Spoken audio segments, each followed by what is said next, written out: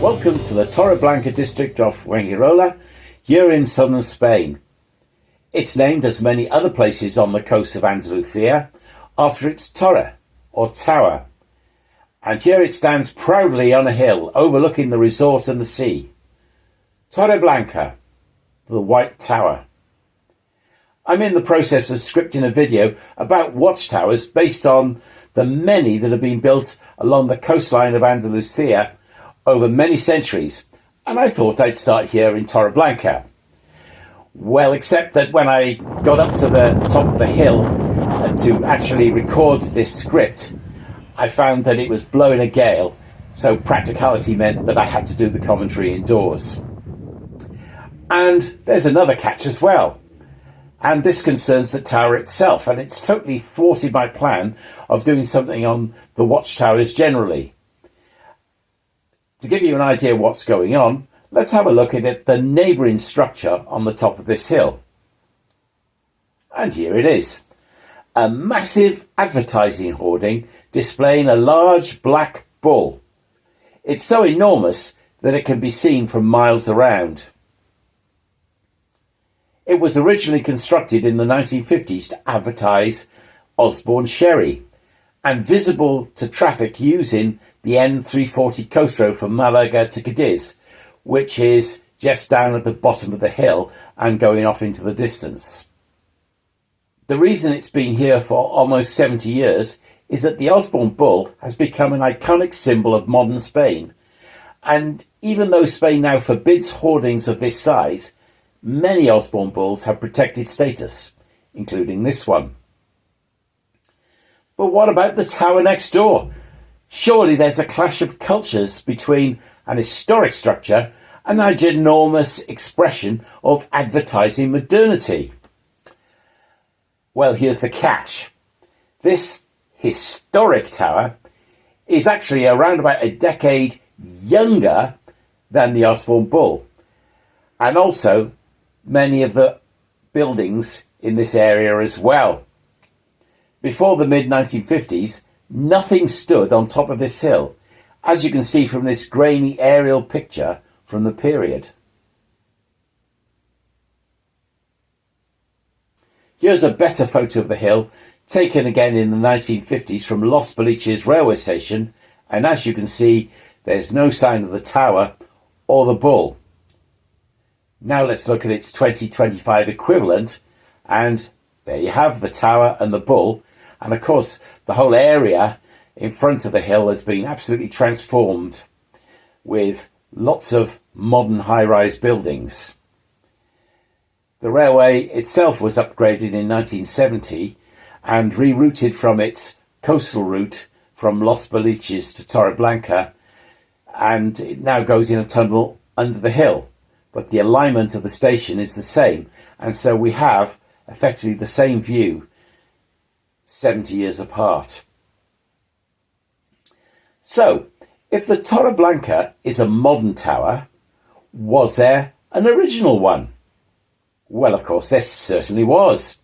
And it was situated on a promontory overlooking the coast about a kilometre away from the replacement Torre Blanca. Here's another photo, again taken in the 1950s, from the base of the hill where the new Torre Blanca is, looking eastward along the former route of the railway and still the route of the N340. And you can see on a promontory, again, around about a kilometre away, an enormous building, an enormous fortification. And this fortification was known as the Torre Reducto de Vela Blanca, or the Torre Blanca for short. The view is now swallowed up by, again, high-rise developments. The tower was heavily fortified and constructed in the 1760s on the site of a watchtower that had already been there since 1479. Here's a picture of it close up from the other side of the promontory.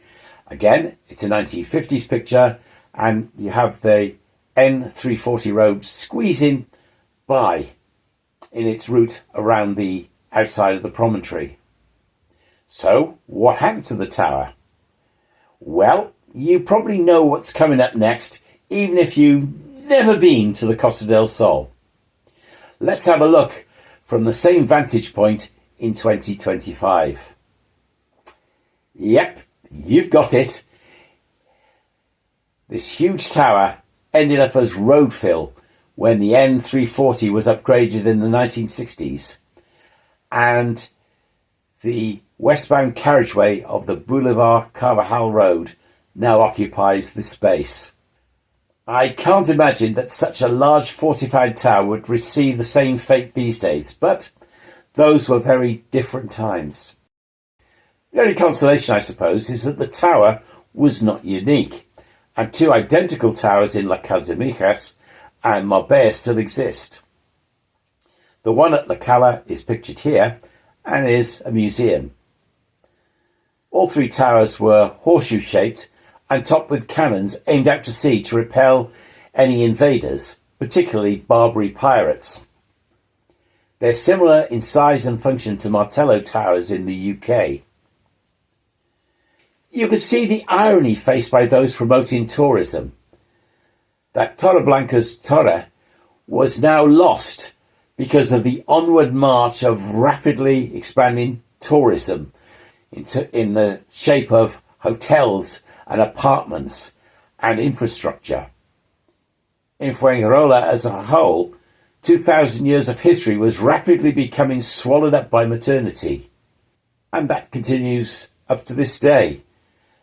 But in recent years, there has been a much stronger effort to both protect what remains and to emphasise the heritage of the area for the benefit of local people and tourists.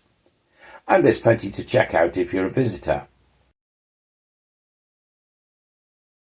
An attempt to redress the loss of the Torre Blanca after its demolition was to build a replica on this hill overlooking Torre Blanca and Los Boliches during the 1960s, next to what had already become an iconic symbol of the area and of Andalusia, the Osborne Bull. It would have been very costly to build a replica of the huge tower that had been demolished, particularly as there remains an excellently preserved one nearby in La Cala. So, the replica was built to be similar to many other conical watchtowers typical of this coast, although it's slightly smaller and you can see lots of really quite modern building materials in it. It's not the authentic original, but it is now the Torre Blanca, and it stands over the district of Torre Blanca as its landmark. And there you have it, the Torre Blanca. It's well worth a visit, although the footpath up there is a little bit rocky and slippy in places. But when you get there, there's some great views from the top of the hill. So I'll finish by giving you some of them.